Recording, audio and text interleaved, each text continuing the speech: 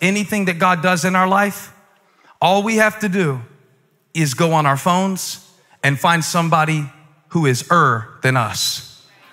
Better, richer, stronger, happier, thinner, rippeder, cuter. This is the one that'll break your heart. You think your kids are smart, and then you get around some other kids, and you realize that your kids, by product of comparison, were better than their 3-year-old brother, but around the same age kids, it's always this temptation. You don't have to do anything but flip on a commercial, and they will be pulling you back to the land of It's better. It's better. And there are things in your life right now that you're like, it'd be so much better if. Would it really? Are you sure? Yeah. If I was famous, that would be amazing. I would be significant. If people knew my name. Oh, really? That would be better? You never saw a celebrity commit suicide? Are you sure it would be better? Is that what better really is? Well, if I had this amount of money, I wouldn't have any problems. Are you sure about that? You never met a miserable rich person? I can introduce you to a few. It's not like this is new. It's not like it's only for the church here in Rome that is being persecuted for their faith. We are all drawn back to the land of of looking around and never feeling really enough and comparing ourselves to things that were never meant to be our standard. The only standard worthy of your comparison is the full potential of Christ in you, the hope of glory. And I want to declare over some of our lives today, we don't even realize how good it already is. We are forgiven, set free, redeemed, breathing, clapping, walking, talking, examples of the miracle working power of God. I release this over your life. It's already better. You can already rejoice. You can give thanks right now for His goodness.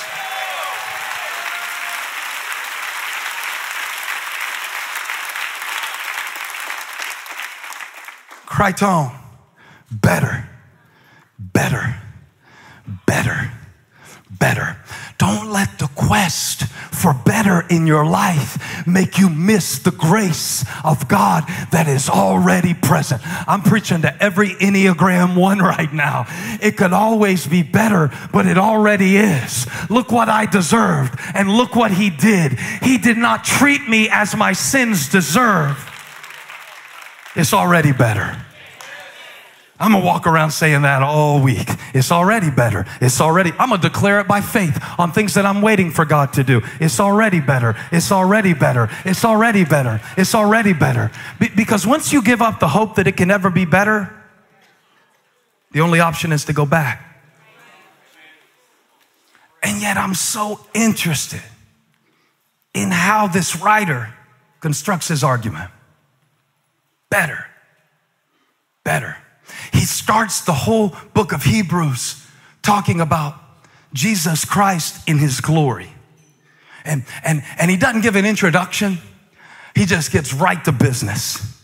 He grabs the mic, starts talking about long ago, at many times and in many ways, God spoke to our fathers by the prophets. He's going backwards. He's giving them what so many of us desperately need in our lives, a frame of reference. You know, when the devil starts speaking to you, you lose all sense of where you really are in your life. And you lose all sense. You're drifting now. You're falling now. You forget how good grace is because all you can think about is how bad you are. So he brings them all the way back. He rewinds it all the way back. And he says, long ago, in various times, various ways, God spoke through our fathers, the prophets. Give me the next verse. But in these last days, He has spoken to us by His Son. Now he's beginning to construct the argument, Criton, everybody say Criton, not crouton,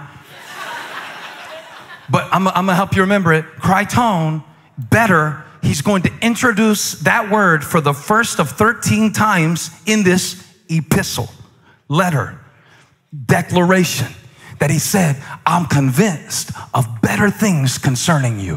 Well, how do you know? You don't know me like that. You don't know what's going on in my life. You don't know what I'm actually dealing with. You're up here preaching all this stuff. You don't know my mom is sick and in a nursing home and I can barely afford to pay for it and I haven't been to visit her but once this year. You don't know. Up here talking about better. Well, the writer of Hebrews says, let's go back. Long ago, in various ways and at various times, God spoke through the prophets. But now in these last days, he has spoken to us by his Son, whom he appointed the heir of all things. Somebody say better. Come on, I need full participation on every location. Say better. Jesus is better. The prophets were good. Jesus is better. The old way is good. The new way is better. Dunkin' Donuts is good, but Krispy Kreme is hot. Now I see the sign. Preach it, Pastor Furtick.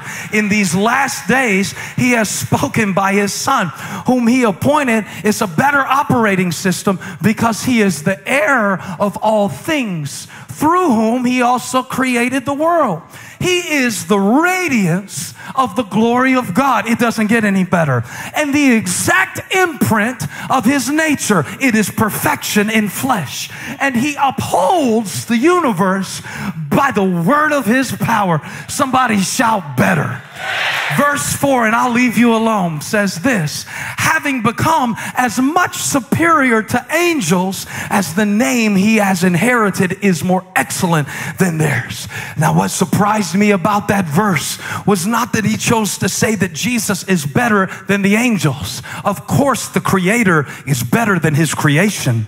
He made the angels. It stands to reason that he's better than the angels. There is nothing in your life that God has given you that he is not greater than. Don't worship the gift, worship the giver. The giver is the source. The gift is the resource. He's better. Somebody say he's better.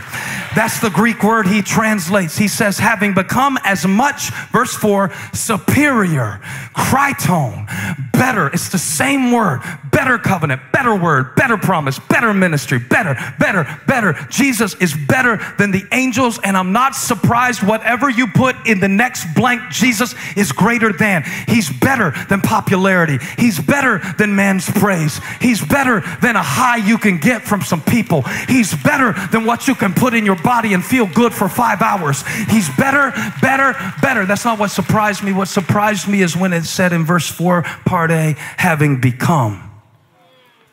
Because he already was perfect. So how did he become better? I know from my study of the Word of God that he did not improve in character. I know from my study in the Word of God that Jesus didn't go into the gym and get gains, bro. I know from what I know about his immutable, which means unable to be changed nature, that he didn't get better like people get better. So in order to understand, when that shocked me, that just stopped me. I said, I know he's better, but he didn't become better. He was already better. And I had to go backwards to understand better. I'm going to preach to y'all 3. In verse 3, it describes this process by which God became a man. What's better, a God or a man? So, right answer. Ding, ding, ding, gold star. God. But it said he became better. He didn't get better. He was revealed as better. And how did he do it? Because how we think of better is we climb up. But Jesus is not Drake. He didn't start from the bottom. My God, this word is just blessing me enough to subscribe to the podcast. He started in a celestial space that is untouched by the temporal. He started in eternity and came into time. He started robed in divinity and glory and entered into flesh and shame. Watch verse 3. It says, he was the radiance of the glory of God. He didn't become that. He was that. He was the exact imprint of his nature. He didn't become that. He was that. He upholds the universe by the power of his word. That's not what he did. That's who he is. So how did he become better? He made purification for sins and then sat down. Jesus, I need you to hear this. For everybody who is dealing with shame and you feel like you've been going backwards because you keep slipping and you keep stumbling and you feel like I'm going backwards, I want to tell you, Jesus went backwards so we could see that he was better. Now I need 10 seconds of praise from the church, from Nairobi to Gaston County and Ballantyne in the back section. Give him praise if you know he came down to lift me up.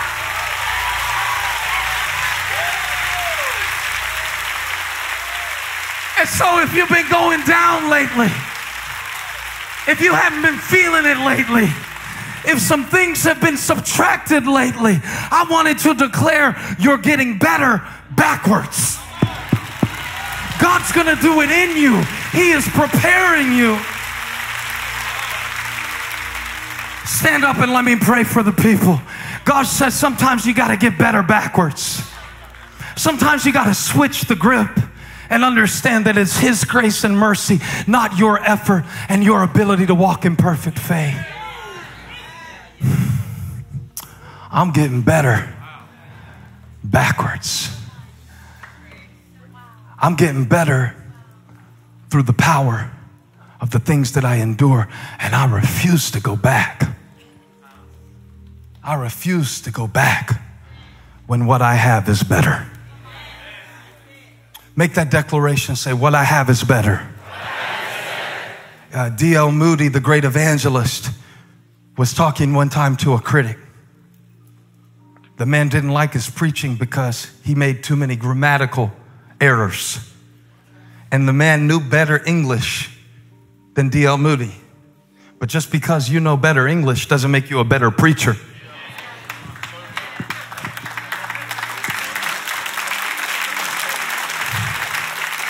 Amen. Amen. And even though the man criticized him, he responded with humility. And then the story that was told of him said that when a man approached him and said, hey, I don't like the way that you give invitations. I don't think it's good. And he was used to bring so many people to Christ, right? This was back in the day when you couldn't leave a comment on somebody's YouTube. You had to tell them if you didn't like them straight to their face. These were better times. No internet courage back then.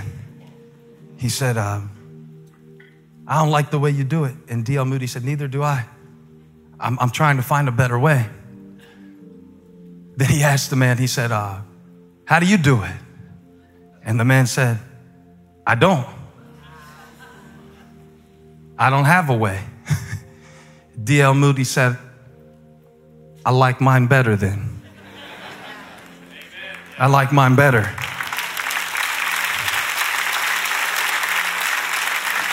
I know it's not pretty sometimes, and other people's progress can make you tempted to revert to past ways of thinking when you compare yourself to the wrong standard.